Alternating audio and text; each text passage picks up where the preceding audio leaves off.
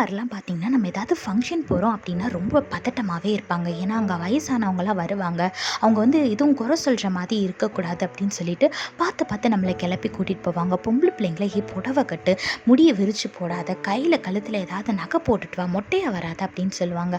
பசங்களை ஒழுங்கா வாடா, டீசெண்டாக வா, தலையெல்லாம் இப்படி பரட்ட மாதிரி வராமல் ஒழுங்காக சீவிட்டு வா அப்படின்னு சொல்லுவாங்க.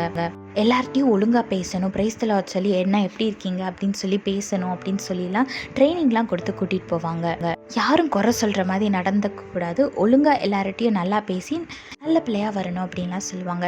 இதே மாதிரி தாங்க நம்மளோட வாழ்க்கையில் ஒரு மனுஷனை பார்க்க போகிறதுக்கே நம்ம இவ்வளோ ஆயத்தமாக யாரும் எந்த குறையும் சொல்லிடக்கூடாது அப்படின்னு சொல்லிட்டு நம்ம போகும்போது நம்ம ஈசப்பாவை பார்க்க போகிறோம் அப்படின்னா நம்ம எவ்வளோ ப்ரிப்பேர்டாக இருக்கணும். விதத்தில் பாருங்கள், 1 தெசலோனிக்கர் 5:23 போட்டிருக்கு, சமாதானத்தின் தேவன் தாமே உங்களை முற்றிலும் பரிசுத்தமாக்குவாராக, உங்கள் ஆவி, ஆத்மா, சரீரம் முழுவதும் நம்முடைய கர்த்தராகிய இயேசு கிறிஸ்து வரும்போது குற்றமற்றதாய் இருக்கும்படி காக்கப்படுவதாக வேதத்தில் போட்டிருக்கு.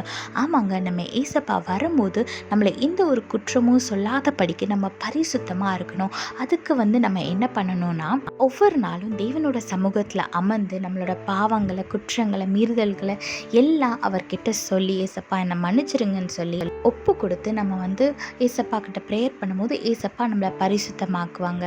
அது மட்டும் இல்லைங்க, பாவத்தை ஒப்பு கொடுத்து மன்னிப்பு கேட்கறது மட்டும் பெரிய விஷயம் இல்லை, அதை நம்ம மீண்டுமா அந்த பாவத்தை செய்யாமல் இருக்கணும். அதுக்கும் நம்ம ஏசப்பா ஹெல்ப் தாங்க வேணும். அதுக்கும் நீங்கள் ஏசப்பாட்டு ஜெபிக்கணும். ஏசப்பா, நீங்கள் இப்போ என்னோட பாவத்தெல்லாம் மன்னிச்சிட்டிங்க, நான் மீண்டுமா இந்த பாவத்தில் ஈடுபடாதபடிக்கு எனக்கு உதவி செய்யுங்க, நீங்கள் ஏசப்பாட்ட கேளுங்க. நம்மளை பரிசுத்தப்படுத்துறதுக்கும் நம்ம விசுவாசம் வளர்க்குறது எல்லாமே ஏசப்பாவால் தான் முடியும். அதுக்கு நம்ம ரெடியாக அவரோட பிரசனத்தில் உட்காந்து நம்ம ஒப்பு கொடுத்தா போதும், நம்ம மாறுறதுக்கு ரெடியாக இருந்தால் போதும், ஏசப்பா நிச்சயமாக நம்மளை பரிசுத்தமாக்கி நம்மளை மாற்றுவார். அதனால் அவரோட பாதத்தில் அமர்ந்து ஒப்பு கொடுங்க, பரிசுத்தமாகுங்க, ஆயத்தப்படுங்க.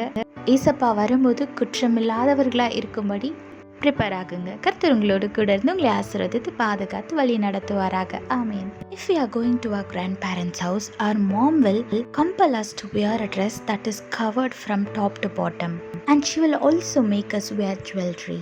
And if it's a boy, she will make him wear a formal wear, and she will ask him to clean shave and will ask him to comb his hair properly, so that the grandparents will not find any mistake and they will not blame our mom.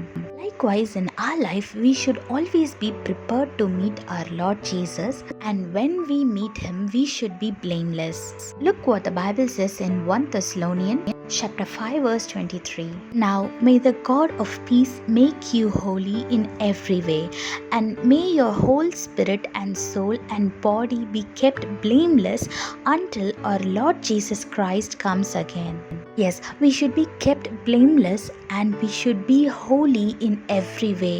You have to submit yourself to our Lord and ask his forgiveness for all the sins that you have made, and you should not repeat those sins again. I know sometimes it might be hard to follow all this and to stay away from the worldly sins, but when you ask the help of our God, he will help you to be holy and to stay away from sin, because he is the only person who can make us holy, and he's the only one who can help us be holy. So submit yourself to our Lord and be prepared for his coming. God bless you all. Have a blessed day. Amen.